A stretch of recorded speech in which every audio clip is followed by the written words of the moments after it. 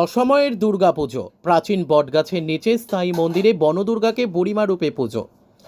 একদা স্বপ্নে আদেশ পাওয়া বনদুর্গার মূর্তি পুজো উপলক্ষে মেতে উঠেছে পূর্ব বর্ধমান জেলার পূর্বস্থলীর বাসিন্দারা। শনিবার বারুণীর স্নানযাত্রা উপলক্ষে বনদুর্গার বাৎসরিক পুজোর আয়োজন হয়। পাশাপাশি বিশাল মেলা বসেছে মেরতলা পঞ্চায়েতের মধ্য সাজিয়ারা এলাকায়। মানত পূরণে দূরদূরান্ত থেকে ভক্তরা এসেছে বনদুর্গার পুজো দিতে। মন্দির চত্বরের দুপাশ জুড়ে বিশাল মেলা বসেছে। নাগরদোলা থেকে রকমারি খাবারের দোকান, সস্তার হরেক মালের দোকানে ভালো বেচা কেনা হচ্ছে।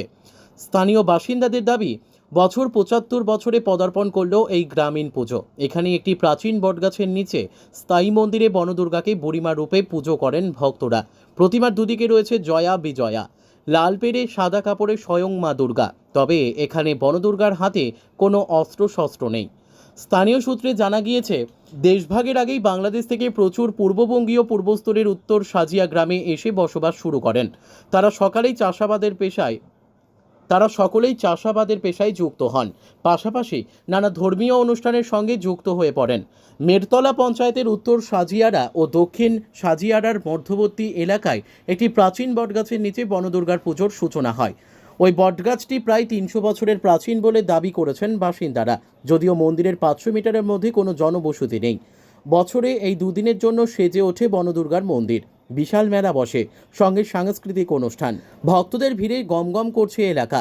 পুজো কমিটির এক সদস্য গোসাই দাস মণ্ডল বলেন, উত্তর সাজিয়ারার সমস্ত বাসিন্দাদের মিলিত উদ্যোগে এই প্রাচীন পুজোর আয়োজন হয়। বহু দূরদূরান্তের ভক্তরা আসেন পুজো দিতে। স্থানীয় বাসিন্দা লক্ষণ সরকার বলেন, আমাদের উত্তর সাজিয়ারা গ্রামের স্বর্গীয় মাধব সরকার বহুকাল আগে বনদুর্গা পুজোর সূচনা করেন।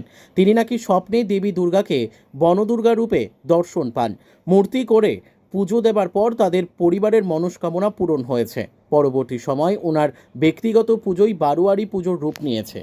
ব্যুরো রিপোর্ট আমাদের। এইখানে বুড়িমা পুজো হচ্ছে। বুড়িমাটা কে? বুড়িমাটা দুর্গার একটা অংশ। আচ্ছা, কে শুরু করেছিল এটা? এটা প্রথম নাকি শুরু করেছিল আমার বাবা, সে মাধব মন্ডল। না আপনার বাবাই? কোনটা? আমার বাবা। কি নাম তার? মাধব মন্ডল। কত বছর আগে? ৭০-৭৫ বছরের আনুমানিক এরকম হবে। আচ্ছা, কিভাবে শুরুটা, কেন হঠাৎ এরকম তুমি শুরু করলে? তখন আমার জন্ম হয়নি, তবে আমি পরে ছোটবেলায় যতটুকুনি দেখেছি, আমার বাবা গঙ্গা থেকে জল নিয়ে আসতো, কলসি করে এসে এইখানে পরিষ্কার করতো, নিকি ঠিকিয়ে দিত, তারপরে উপোস থেকে স্বপ্নে পেয়েছিল উনি স্বপ্নে কি একটা পেয়েছিল এখানে। এর বাইরে আপনি কিছু জানেন না? তার বাইরে আমি আর কিছু। একদিনেরই পুজো নাকি ২-৩ দিন ধরে? না, তখন একদিনেরই পুজো হতো। পুজোটা একদিনেরই হতো। কি তীর্থ ধরে হতো এটা? এই যে বারুণী স্নান। বারুণী স্নান উপলক্ষে পুজোটা। হ্যাঁ। আপনার নাম? আমার নাম হরিপদ মণ্ডল। দেশ ভাগ হওয়ার স্বাধীন হওয়ার আগেই আমাদের এখানকার পূর্ববঙ্গের লোকরা এখানে এসে উদ্বাস্ত হয়ে বসে। তাদের মধ্যে একজন স্বপ্নে আদেশ পায় বুড়িমা হিসেবে এখানে তাকে পুজো করার জন্য।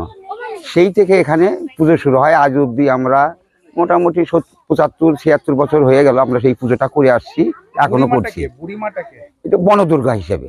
বনদুর্গা এরকম পোশাক কেন? এরকম আমরা ছোটবেলা থেকেই দেখে আসছি, আমাদের পিতৃপুরুষরা এইভাবেই করছে, আমরা সেভাবেই করে আসছি। মানে এখানে দুর্গার কোনো অস্ত্র শস্ত্র কিছু? না না না, সেসব কিছু নেই, এইভাবেই করে আসছিল তারা, আমরাও সেভাবেই করে আসছি। পুজোর কোনো নিয়ম কানুন আছে স্যার? হ্যাঁ, নিয়মকরণ বলতে আমরা এই চৈত্র মাসের বারুণী স্নান উপলক্ষে এই পুজোটা করে থাকি। আচ্ছা, এই আপনার নাম?